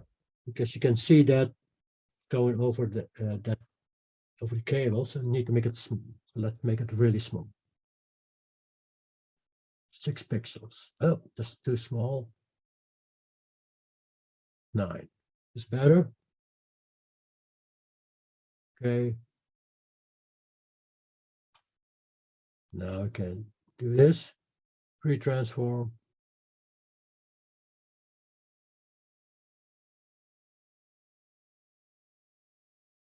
So the first iteration always a little bit more difficult because you have to really place them right in the middle of the cable, something like that. Okay, let's say something like this. So then I have one already there. Now I can duplicate that layer just by Command J or Control J. Okay, so that's something like this. And now I can reposition that one too. So I can now go into here, free transform, and move it that way. Okay, then I'll line it up with the cable. Okay, just quickly because like that. It's a little bit off, okay, but just to give you an idea. So here I have, let's say, one cable effect. I can merge it down, okay, like this. Now I can duplicate this entire section, right? And I can move that down to the other cable. So I can do it, let's say, over here. I need to reposition it again.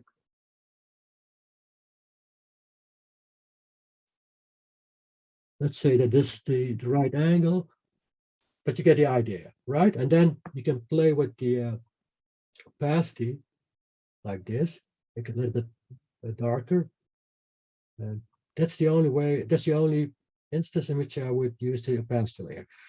And so once you have done the first cable with the special effects, you can easily duplicate the same effect and copy and paste that onto the other layer, onto the other cables.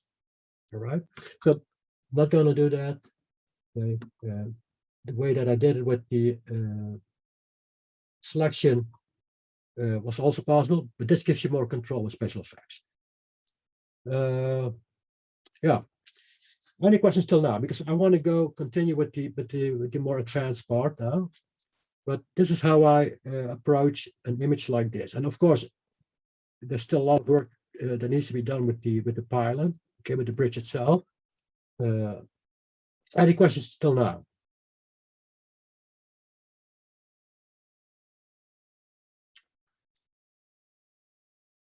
No? Joel, Yes?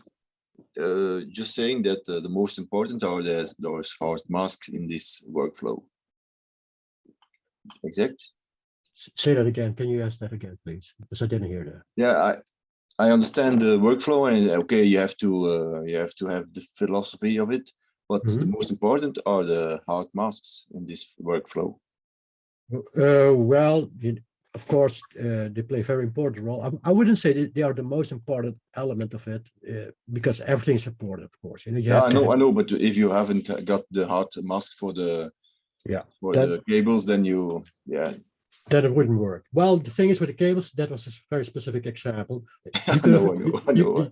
You could have also done that with the special effects, of course, right? But that's but you're basically right. Yeah, all those elements, the masking, the artistic vision, and knowing what to do with it, that's very important.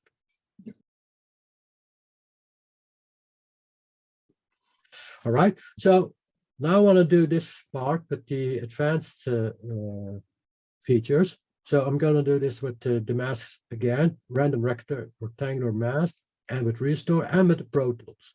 Okay, so this is more advanced, and basically now what I'm going to do is to also use the Pro Tools. All right, so I've taken this image. Okay, I've already worked on the building itself and this part too, because and they have basically the same kind of workflow. So I would go in here, black and white conversion, do the neutral, and then go in here, global adjustments, and then load the selection of the this part of the image to remove the contrast and at the same time darken it. Okay. I also did the same with the building, and then I went into creating depth and creating all those depth, light, dark, and dark light transition to create depth. Okay, so I'm going to skip that right now because that takes too much time. So but I want to show you how I use the Pro Tool. So the sky here is completely white, right? But this is the original sky that I have. So I didn't do anything to the sky. So I'm going to show you how I can make the sky look much better just by using the Pro Tools and the information that's already available in this image. So I'm looking here at channels. You see that I've already have the selections. That's the sky optimized and the building optimized. Okay, meaning optimized, meaning that, okay, I've created not only a selection of the sky, but I also optimize it by applying a specific kind of feathering and also shifting edges. Okay, that's something that I've explained in my masking video. All right, so here I have the sky. First thing I'm going to do is to load selection of the sky and then just darken it global, right? That's what I always do. So that's what I'm going to do too. So go in here, low key, do that, right? And maybe a little bit more. So I'm going to load it again.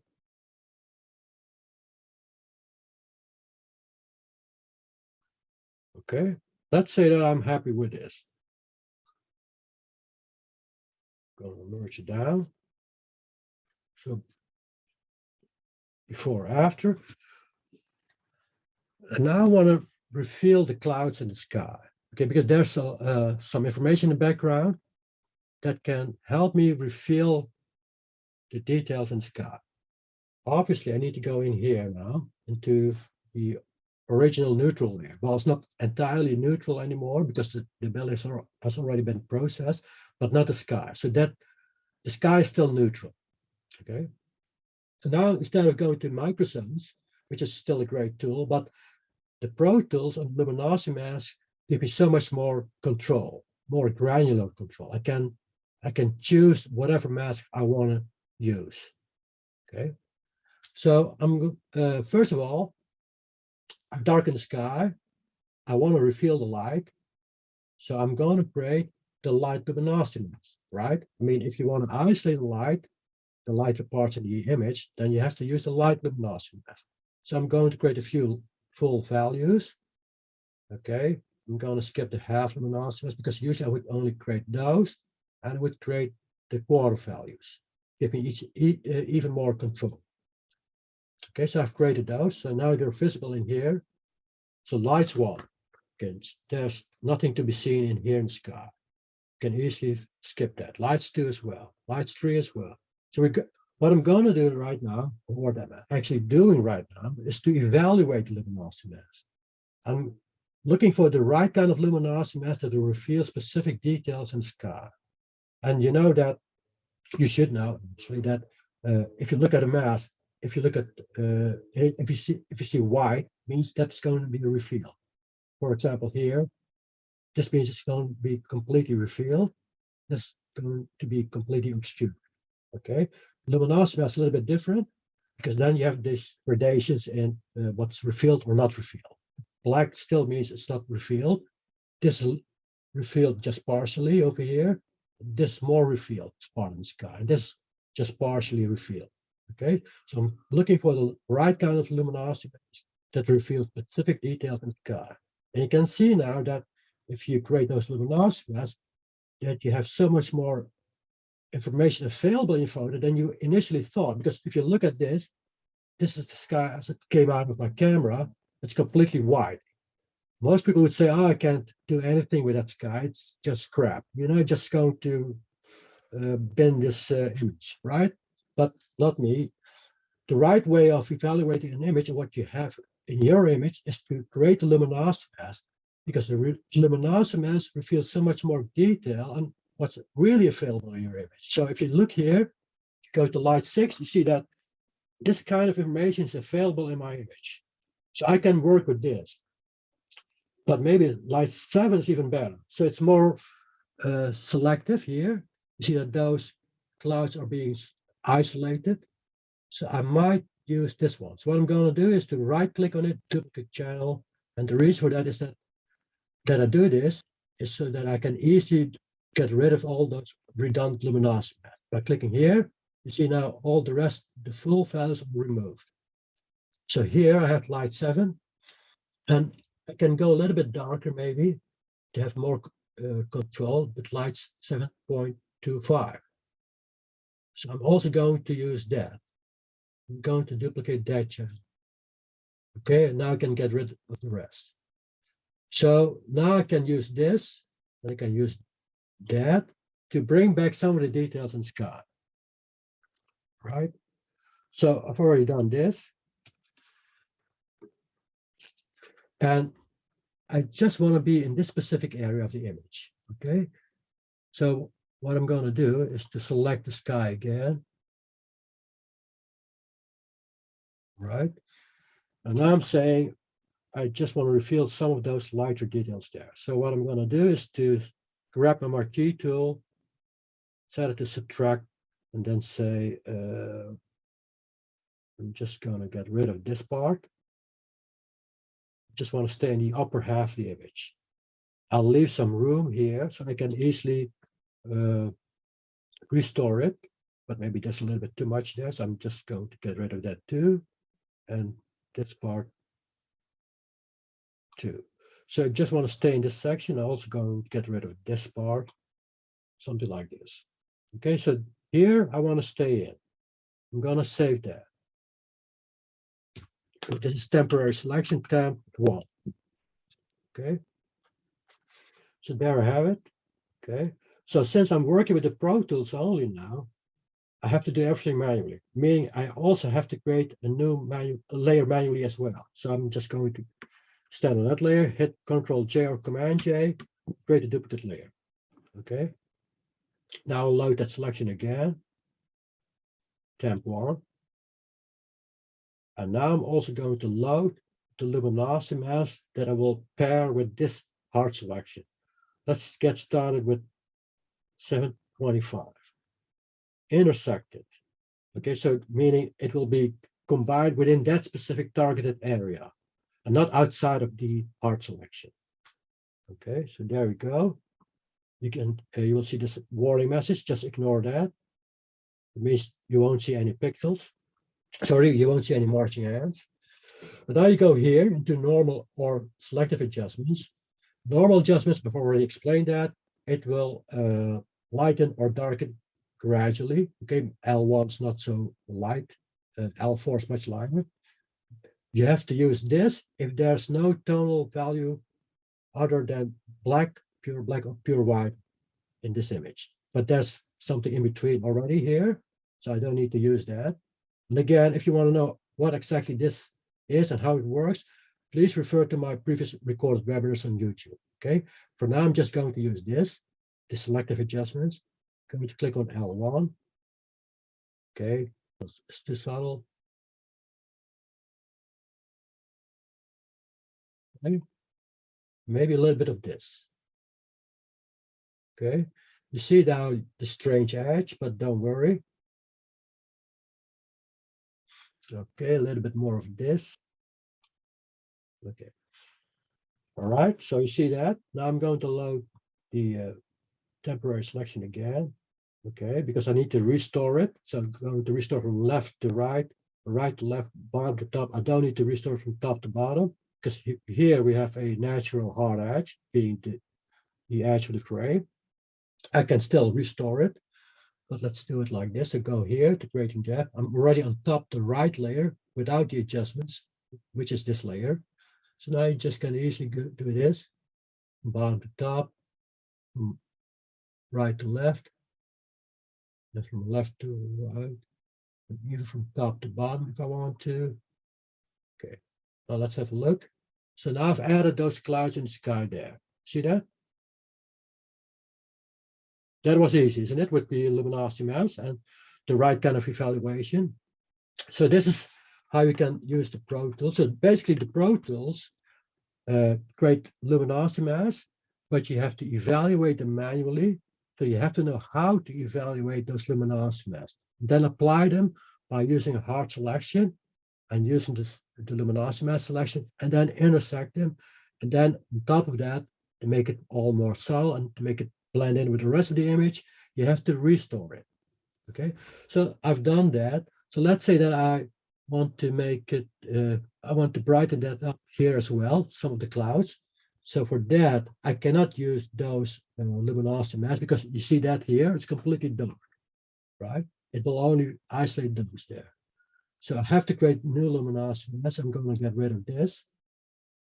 Also my temporary mask, we don't need it anymore.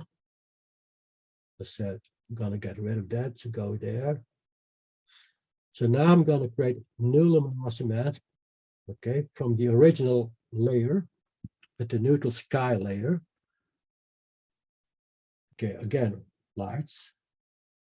I usually would skip the half and just go straight to the core luminosity. Okay, now I'm just going to pay attention to this specific area of the image. All right, so go to channels, start with 3. Okay, let's have a look. So I'll look at that part of the image. This is too light because then it will affect the entire sky. I need to have more isolation. This is already better. You see that those clouds are being isolated more because this is dark, so it won't be affected. It's still too light to my taste. 5 is already better. So look at 6. This might work. See that? If I go to 7, that would be too dark. We've already seen that. So 6 would be better. And maybe 625 would also be great. So what I'm gonna do is to duplicate this one because I think I can use this one. And I can also use 625. So it's a little bit dark, a little bit more isolated. Okay, now I can get rid of the rest easily, like this. Okay, so I'm left with this and with that. Right? Okay, that part of the image. All right, so zooming out. And once again, have a look. So I only need this part of the image. Let's say the left part of the image only. Let's say from here to there. That's what I want to target. Okay, so I can use this one or that one. So what I'm going to do is the following. I'm saying, take my marquee tool, set it to normal. And I'm already indicating what I want to have, and that is roughly this part. I also need to have some space left for the restore. Okay, something like this. I don't want to have it here. Well, if you want to, you could, but then you have to include that. But let's say I just want to increase the light here. So I have that. Now, of course, I need to load selection sky, make sure that I'm not affecting the building. So what I need to do now is to go to sky optimize, say intersect it with that selection. So you will only target the sky. Makes sense, right? Or you could also subtract the building from it. Okay, so let's do that. Building optimize, subtract it from that. So it will only target the sky. Makes sense, hopefully. Okay, so this I have now. So now I can save that. Save selection, call it temp, whatever. Okay. All right. So I'm going to create a new layer manually because we're working with the Pro Tools. So you see, basically it has the same effect as with the microzones, only you have much more control. But to have much more control, you need to know how luminosity masks work and how to evaluate them, right? And then on top of that, the blending goes automatically with microzones, but here you need to do it manually. But also then, since I do it manually, you have more control over what's going to be included or not included and how the, let's say the blending in is going to look like.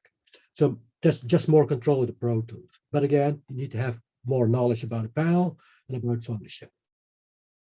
So load selection now of that temp 2, all right. And now I'm going to load selection of 6, sorry, yeah, 6. I can use both, but let's go with 625. Intersected. All right. Just ignore this message. We start with this one, with L1, normal. Okay, you see it's already getting lighter, maybe a little bit more. Now I'm going to fix it and finish it off with this. So a few iterations. All right, something like that.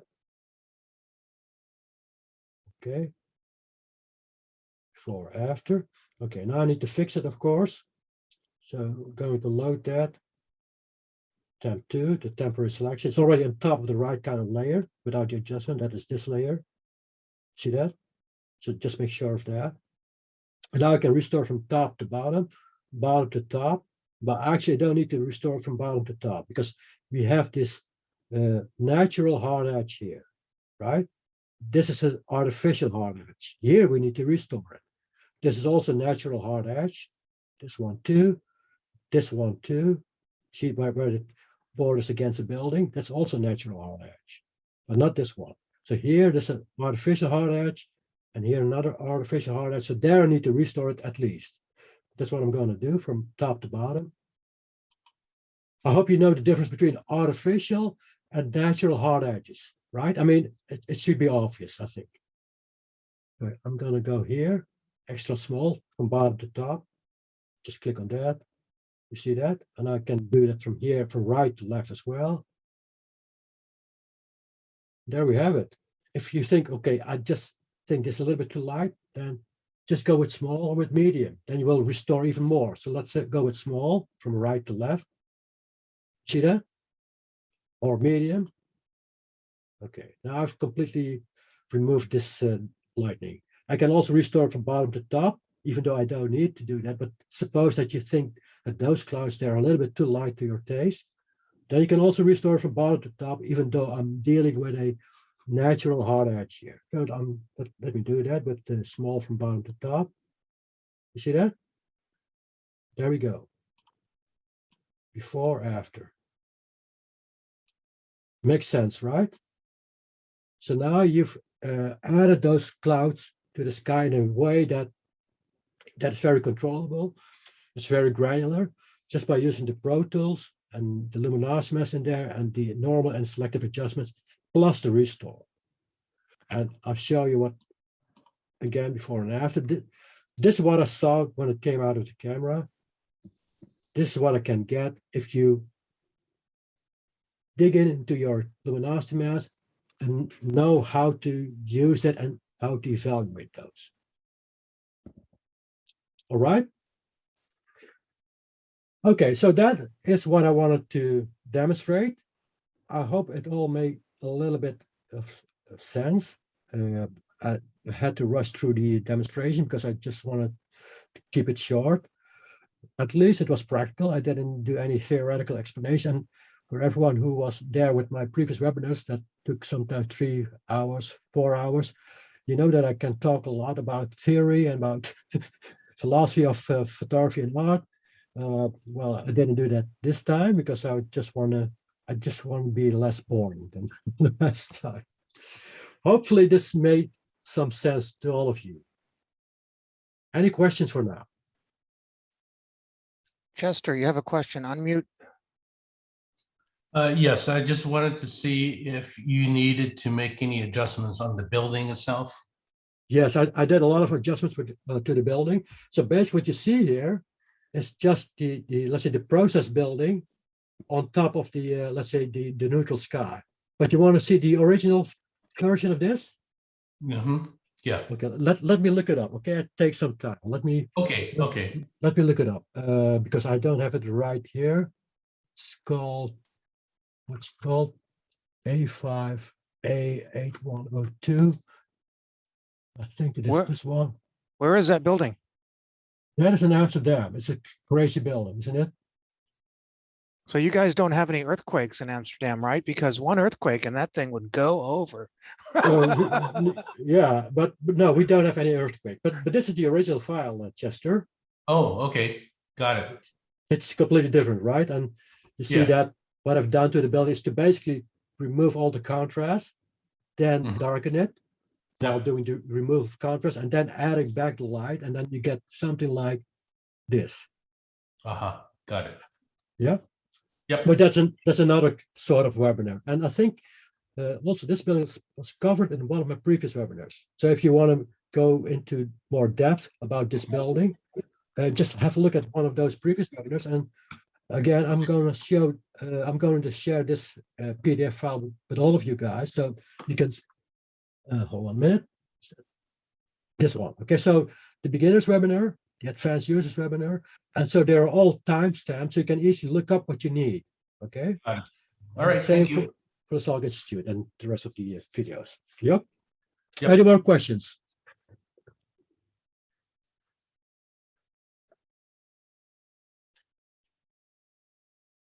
Got a lot of thank yous in the chat, Joel.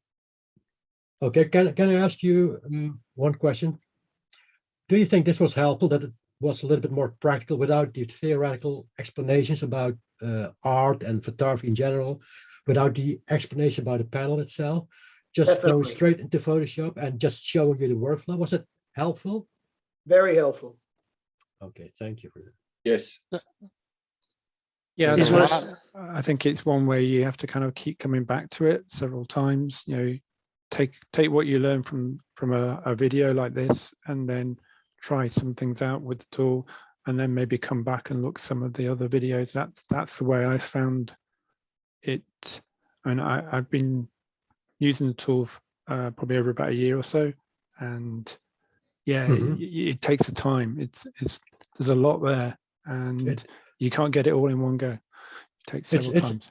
It's a lot there, and it's the reason for that is also that I have a different kind of approach toward photography. I have a different kind of philosophy. I do things that most people don't do. I have opinions on how to create an image that most people don't have. So basically, that entire approach, this entire philosophy that underlies, let's say, my attitude towards photography is all in there in the panel, and that makes it a little bit difficult to use. But once you get used to it, it's actually very simple. But you need to almost break through that barrier. I mean, the thing is that they teach you a lot on YouTube, right? But it's always the same kind of approach. It's the non-destructive, so-called non-destructive traditional workflow. You have to do this, you have to do that. I have different kind of approach toward almost any aspect of photography, and especially when it comes down to post-processing it. So you need to get used to that, but I think it will broaden your horizon.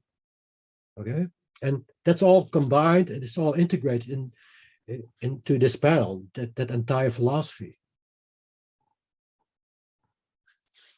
Joel, do you want to turn off the recording? I will, yeah.